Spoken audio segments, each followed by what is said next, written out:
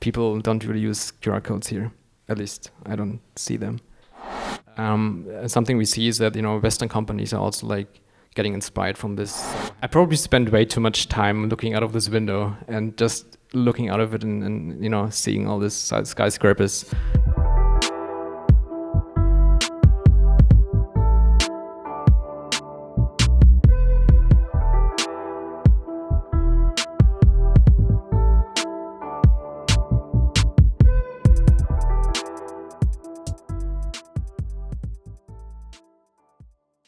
All right, thank you. My Shanghai Experience is the title of my talk, which was more like a working title because at the moment I was asked to do this talk, I didn't really know what my focus is.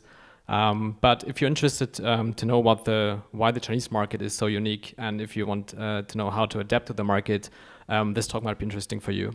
Maybe a quick introduction about myself. So my name is Christoph. I'm a user experience designer working at Ming Labs. We are a design company based in Berlin and Shanghai. We also have offices in Singapore and Munich, and maybe soon also in New York. The company was founded 7 years ago in China and Germany at the same time.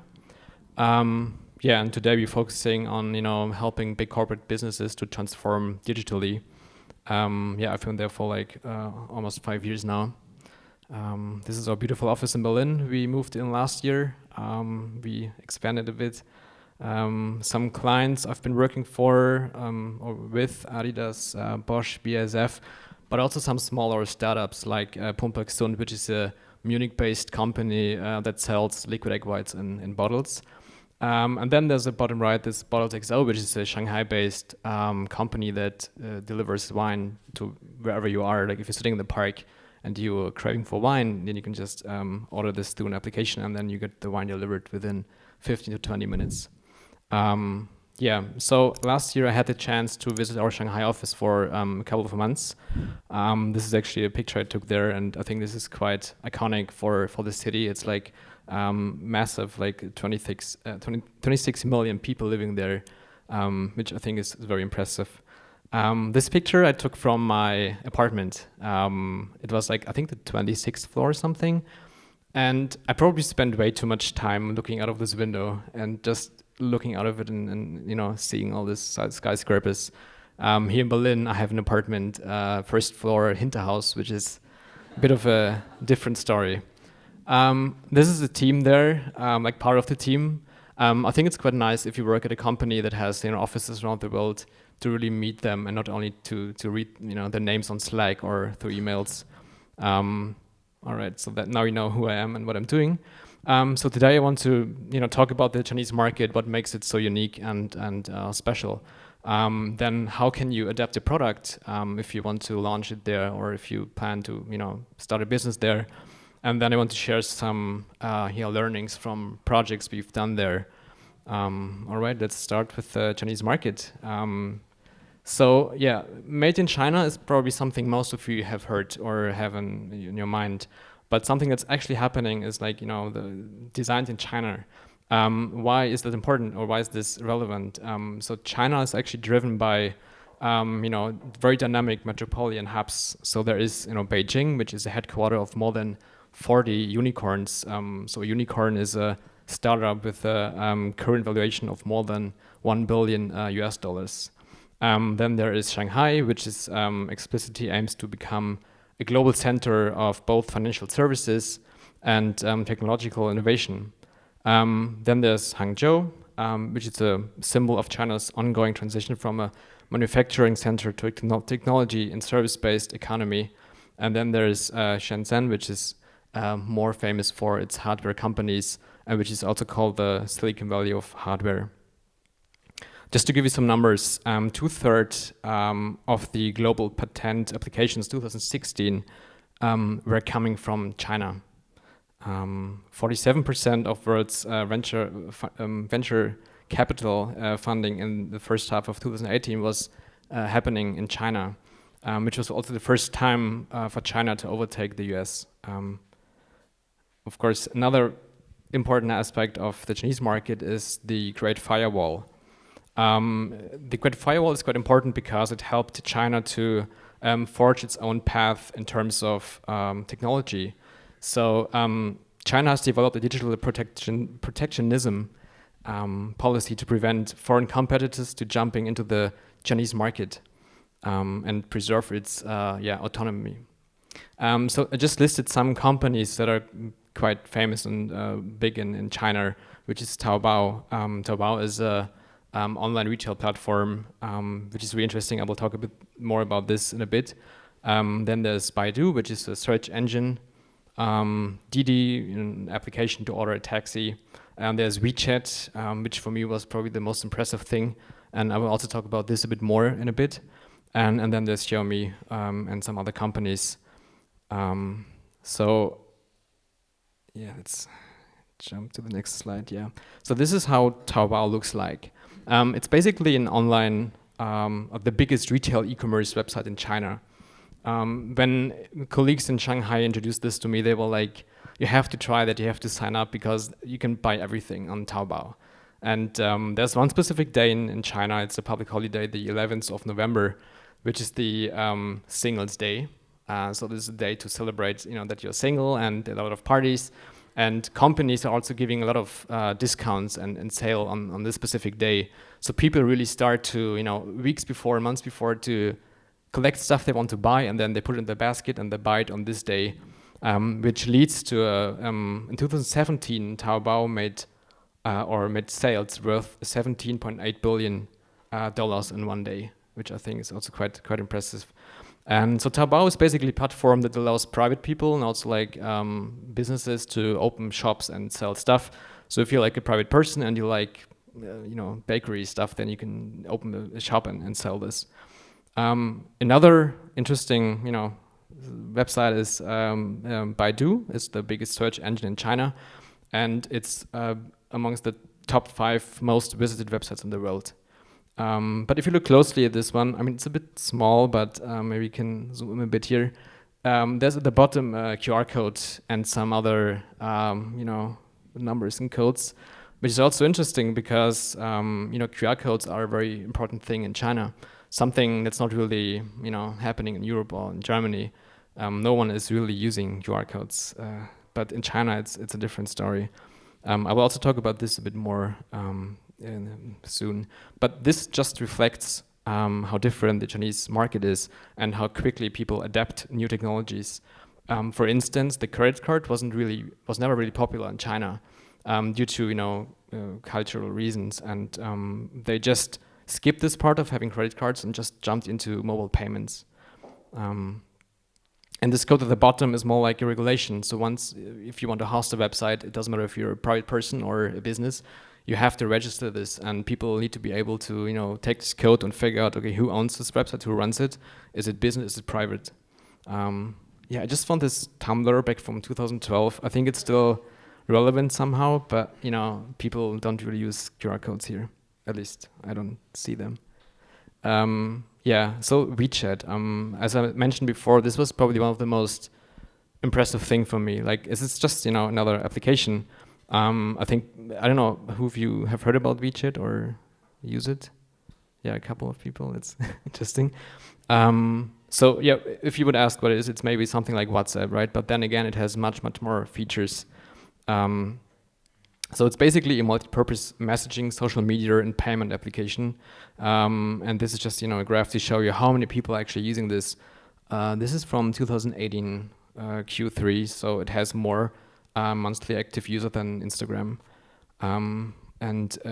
All of this has happened within only 7 years.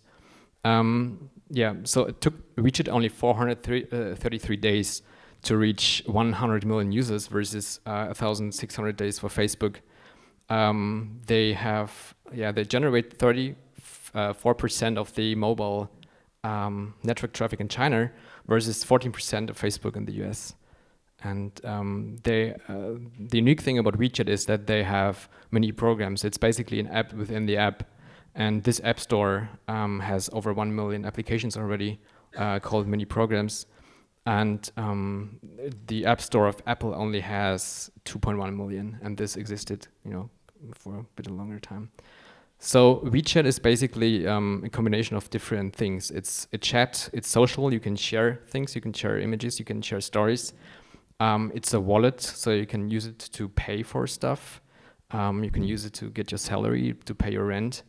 Then there are third-party services like food delivery. If you want to buy a train ticket, airplane ticket, and also public services like if you want to make a doctor's appointment, if you want to apply for a visa or pay your utility bills, you can do that as well. This is how it looks like. Very basic messaging application. But then it has some other features and screens, or like this, the wallet, where you can see your balance, you connect it to your bank account. And then again, even more and more features. I think this is like as far as I know, there are like different versions for the local Chinese market, and then there's like a more English version which has less features, I guess. And this just shows that everything is one tap away from everything.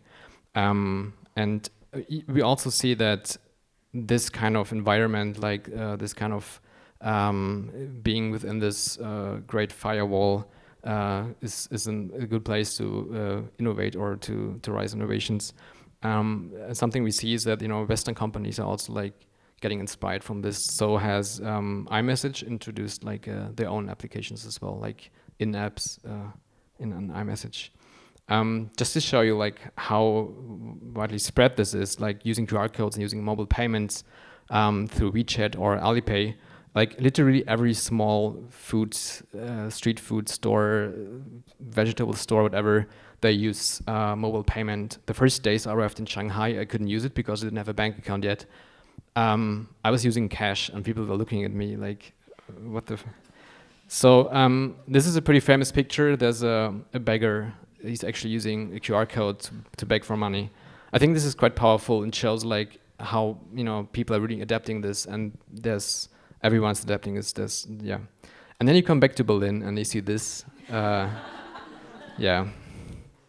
But there are also some other stores like KaDeWe in Berlin. They of course try to make it easier for Chinese tourists to spend money. So they also adapt and they offer like Alipay and WeChat Pay for their customers.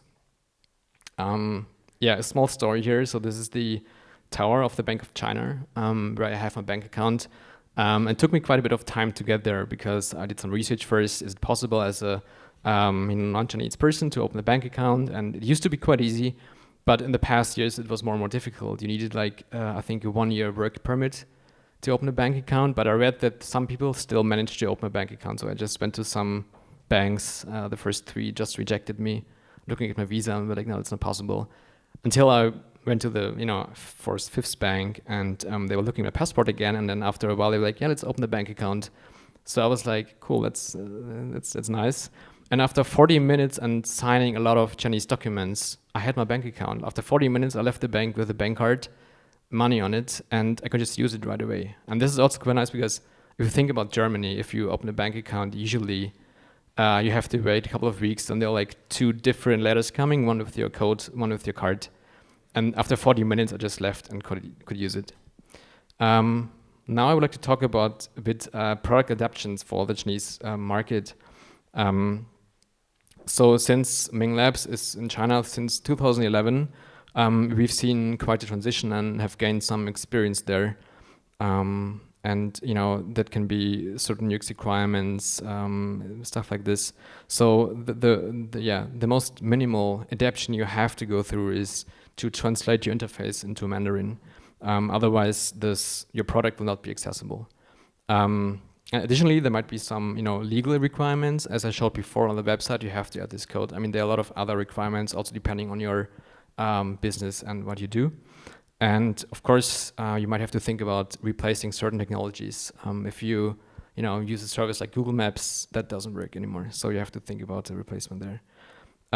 It needs to be localized, which means due to cultural differences and the different market, you might have to rethink your UX and to make your product more likely successful. And it could also be that you, instead of launching a standalone product, you can think about integrating it into an existing platform like WeChat in order to, this could be an in-app, like a mini program in WeChat, which will then be easier for the users to access. Of course, this had a trade-off because once you start localizing your product for the Chinese market, it's more difficult to take this product and scale it to other markets because it's highly customized for this market. But then again, it's really, really important that you do that. Otherwise, you will not be successful. So one learning we have here is assume that you have lost product market fit as you enter China and start over with an open mind, local research, and fast iterations to the right approach. Of course, cultural differences that matter are there. So some of the preferences in design and interaction are rooted in the Chinese culture, and there are a few things I would like to point out. So it's a very high context culture. That means, every interaction, everything needs to be carefully designed. A low context culture is, if you say no, it just means no. And a high context culture, it could be that no could mean ask again, not yet, not like this, have your boss ask me, let's have a drink first. So this can be really different. So it's really important that in the context when something is said, by whom, how, in order to understand the answer. Or of course, the language is quite complex. So there's a number of 20,000 characters with different combinations mean different things. So this makes typing in Chinese very, very difficult and inconvenient. And getting back to this search engine, so how do we do that? There's actually a way, it's called Pinyin, which is the official romanization system for standard Chinese in mainland China, which was developed in the 50s. And it's basically, you type how you pronounce a word, and this helps you also to find this kind of stuff easily then. Then another aspect is practicality is more important than aesthetics. So as typing in Chinese is very painful and like autocorrect is not an option there. Websites are created to allow for browsing instead of searching. So they always, as less typing as possible, kind of. And also aggregating functionality is more popular, and a quantity of quantity just is more useful rather than cluttered. I took an example here of the German KFC website, which is pretty straightforward, bold typography, a big image there, and then comparing. I just took the screenshot yesterday, and this is the Chinese version. A bit different, much more content, more options, more colors. But this is, in the end, reflecting what the market wants. Another aspect is social anywhere. So everything lives within a social context, and the group is more important than the individual. Hence, everyone is always connected and sharing. This is another interesting tool for platforms like Taobao, like this e-commerce platform I mentioned earlier. It's a kind of a plugin. It's called Wang Wang, and it's quite important for those platforms because it allows the buyer to contact the seller, and because people tend to trust people more than information on a website. So this tool basically helps them to directly contact the buyer, the seller, so they can either ask for more information or to maybe bargain. Everything is connected, so no experience exists in isolation, and it is always embedded in a context and connected to everything else. There's a upcoming trend of online to offline, which means that anything digital which brings people to shop offline and the real world stores. So this could again be an application that works inside a store, like if you're at KFC. You're able to place your order and pay through WeChat directly, and then you just pick it up.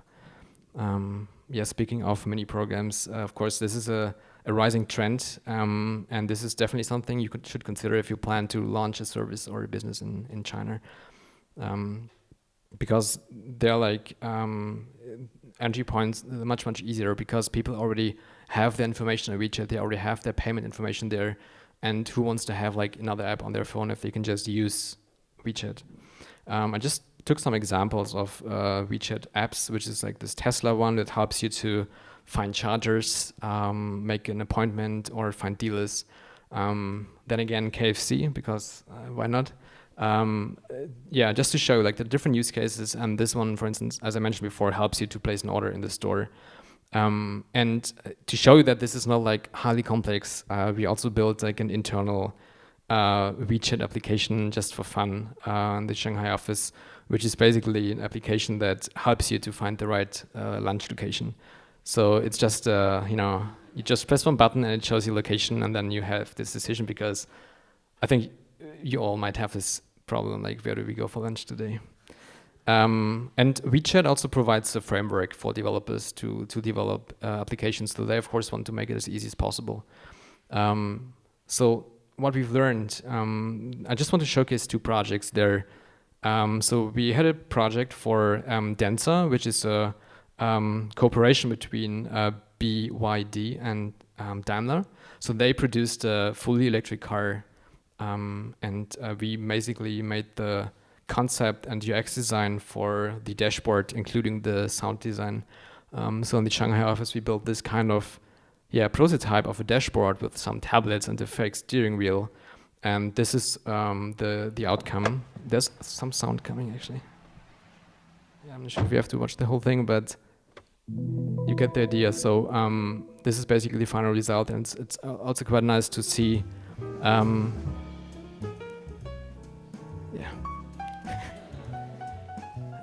If you want to see the full thing, you can just let me know. All right. So, and the learning here is, of course, there was a clear difference in culture. So there was the German's engineering precision versus the Chinese digital innovation culture of speed. And this can be difficult, but if you have the communication going in the right way, and the teamwork just works, then this can be an advantage. And this also helped us to finalize this project within 12 months. Another project is the brand localization for Mapbox. So for this branding for the Chinese market, we came up with this sweet panda there. So just to show you again the importance of cross-border branding when entering into China. And I will just finish with a small random story, which is again about KFC. So I was living in the street close to the office, and every time I was walking to the office, I was passing by a KFC. And one day I passed by, and it looked like this. And I was like, what's happening there? And then after 2 weeks, they just finished it, and they rebuilt it, and it was a more modern KFC.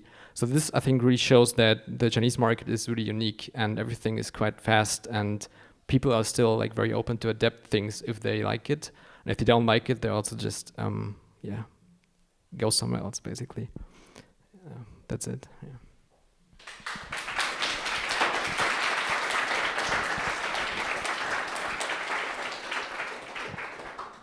Thanks, Christoph. That was really interesting. A lot of insights. If I ever have a project in Shanghai, I'll definitely reach out to you. We're also lucky to have Joao, who is filming everything, and all the videos will be put on YouTube within the next 2-3 weeks. So if any of you ever want to go back to this talk, go on our YouTube channel. It's YouTube/Product Crunch. Cool. Time for questions. Hi, nice to meet you. You said that you're a UX designer, and I am interested to know how was it for you to go to China for the first time and to get in touch with the culture through the user experience. Is it possible, for example, if I go, I don't know how to speak Chinese, but would it be possible to understand how things works if I started using apps? I mean, would it be easy for me? How was it for you, for example? Very good question. It wasn't, to sum it up, it wasn't really difficult for me. I think also because Shanghai is very international. So also our office there is quite international. Finally, I worked for the same clients as in Germany. So let's say one client I've been working for is BASF here in Germany, and I've also been working on projects for BASF in Shanghai. So I somehow had a very similar environment there. But I think, it's difficult. I mean, of course, you need time to adapt to certain things. For instance, just to be able to use WeChat to, pay everything and don't use cash anymore is something that is, first moment maybe a bit, difficult, but you could use this very quickly. So I would say, if you're open for another culture, if you're open for innovation or new things, then it's very easy. So I didn't have any problems or difficulties adjusting. Yeah. Did this somehow solve your question, or? Yeah, sure. Okay. Thank you. Thanks.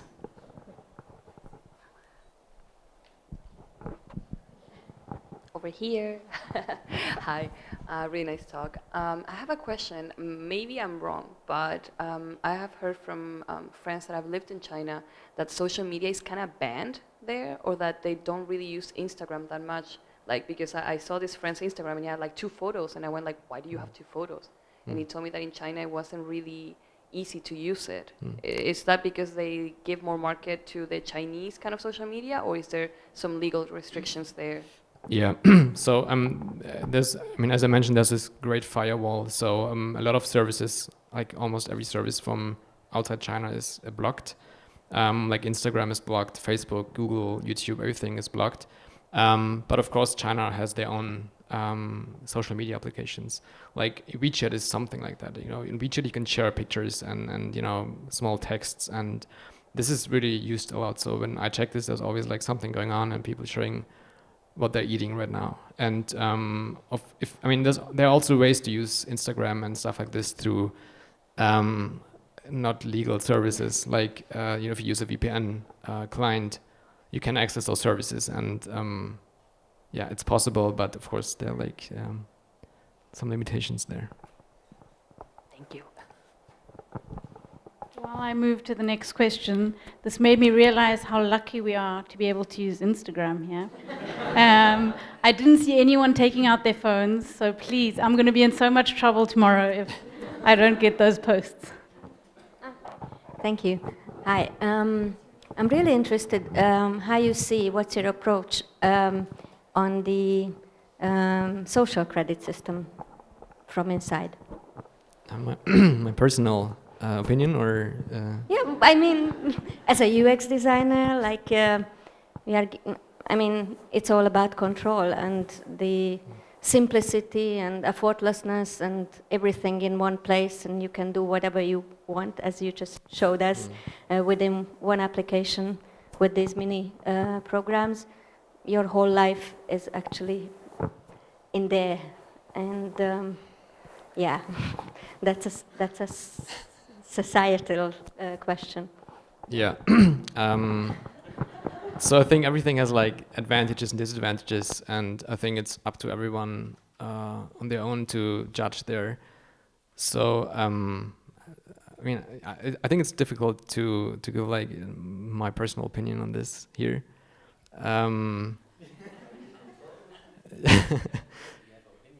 Yeah, of course, how to say that? Yeah, I think it's, in this certain way, I didn't really have this feeling that this is happening, let's say it like this. So when I was in China, I didn't have the feeling that I'm being like, watched or something.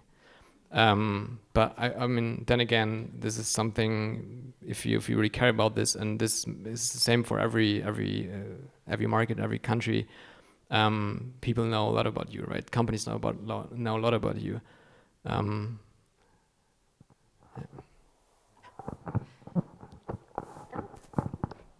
Okay, I was just wondering, to me it's one thing to let a company know about me, certain things in a regulated matter, and there's another thing to, being politically exposed.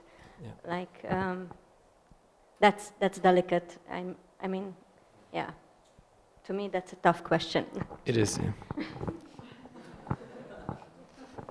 We also have like drinks and pizza afterwards and enough time for philosophical discussions, and all the speakers will be hanging around, so feel free to chat to them afterwards. Hi, I've got a question. what would be the best way for the European agency or for a non-Chinese agency entering the market, just Chinese market? Yeah, I mean, obviously it's important to know about all the cultural differences I just mentioned, like on a high level. Look how maybe competitors are like approaching certain things. So I think it's really important to understand the market. And something else that's important is that you constantly have to adapt. So if once you release a product, you really have to really constantly making sure that this is still something people want. So yeah, I think it's also like a quite difficult question. But understanding the market, understanding the user. I mean, this applies to every market, right? And I think for China, there are just some certain constraints that are unique. And once you understand them, like the firewall or some technical limitations, once you understand this and incorporate this, I think there's this is a way to solve this. I'm sorry if I didn't really answer like in detail, but right.